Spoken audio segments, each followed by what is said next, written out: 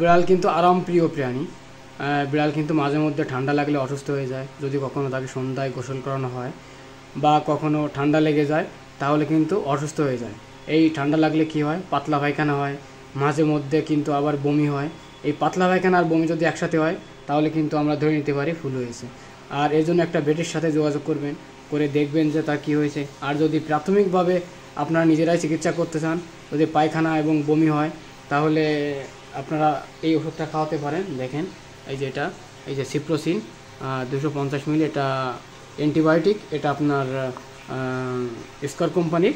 এটা যদি খাওয়ান ঘরোয়া পদ্ধতিতে তাহলে কিন্তু ইনশাল্লাহ সুস্থ হয়ে যাবে।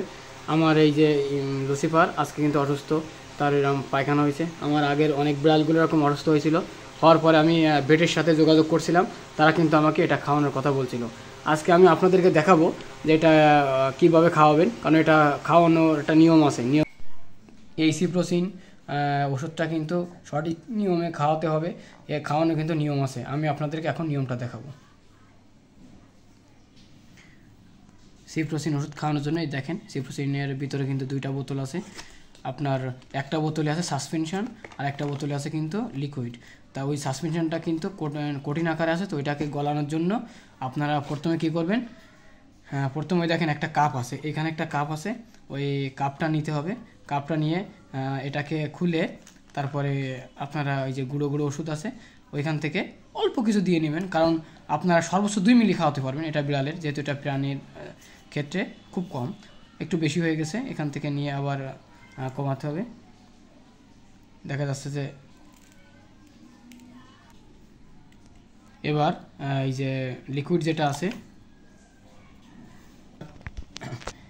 এবার এই লিকুইডটা নিতে হবে।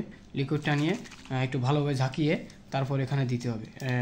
বেশি দেওয়া যাবে না, অল্প দিতে হবে।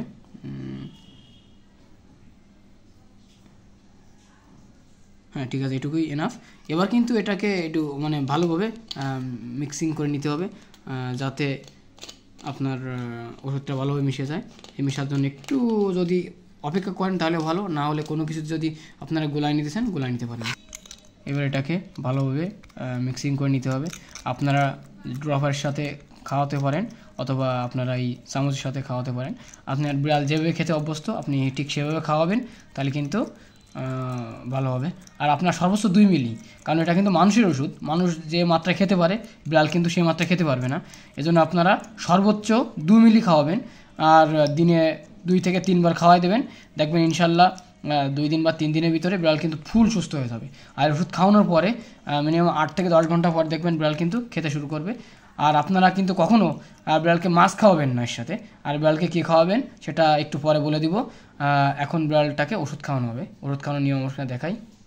দেখেন লুসিফারকে, আমাদের লুসিফার এই চামচের খেতে অভ্যস্ত, এই জন্য আমরা কিন্তু ড্রপার না দিয়ে কিন্তু আমরা চামচ দিয়ে খেতে দিচ্ছি।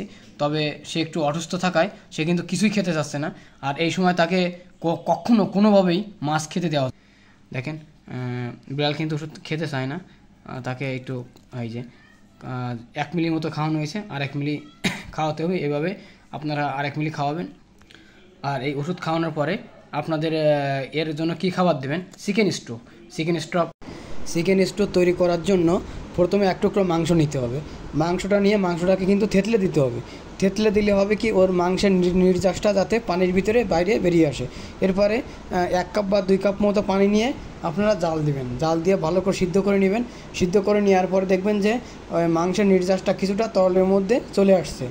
এখন ওই মাংসটা একটু ভালোভাবে নেড়ে তরলটা বিড়ালটাকে খাওয়ানোর চেষ্টা করবেন, এতে কিন্তু সে যথেষ্ট শক্তি পাবে। টপের যে নির্যাসটা থাকবে ওইটা আপনারা খেতে দিতে পারবেন। আর দেখুন এই হলো আমাদের গুলু, এও কিন্তু কয়েকদিন আগে অসুস্থ হয়ে গেছিলো। একেও কিন্তু এই ঘরোয়া পদ্ধতিতে আমরা ওষুধ খাওয়াইছি, খাওয়ানোর পরেও কিন্তু সুস্থ হয়ে গেছে। এই সময় বিড়াল অনেকটা অসুস্থ হতে পারে, ঋতু পরিবর্তনের সময় গরম লাগে, ঠান্ডা লাগে। আবার অনেক সময় কি হয় যে সন্ধ্যার সময় গোসল করালেও কিন্তু এরকম হতে পারে। দেখেন এই যে আমাদের এই লুসিফার ওষুধ খাওয়াই দিয়েছিলাম, তার কিন্তু কয়েক ঘন্টা পরে এখন দেখতেছি তার পেটের পীড়াটা একটু কমে গেছে, যার কারণে সে কিন্তু নিজে থেকে দেখেন দুধ খেতে আরম্ভ করছে। আগে কিন্তু খাচ্ছিল না, আপনারা দেখছিলেন যে ওষুধ খাওয়াই দিচ্ছিলাম সামান্য, সে ওষুধটাও খেতে চাচ্ছিল না, এখন কিন্তু খাচ্ছে। আর যা হোক দেখে একটু সুস্থ মনে হচ্ছে। আর বাদ বাকিটা কী হবে আমি পরে আপনাদেরকে জানিয়ে দেবো। আর যদি কারোর বিড়ালের অন্য কোনো অসুখ বা অসুস্থ হয়ে থাকে তাহলে কমেন্টে জানাবেন, আমি যতদূর সম্ভব, যতদূর জানি আপনাদেরকে ট্রিটমেন্টের বিষয়টা বলে দেবো। আপনারা ভালো থাকেন, সুস্থ থাকেন, আর আশা করি সবাই ভালো থাকুক, সুস্থ থাকুক। আল্লাহ হাফিজ।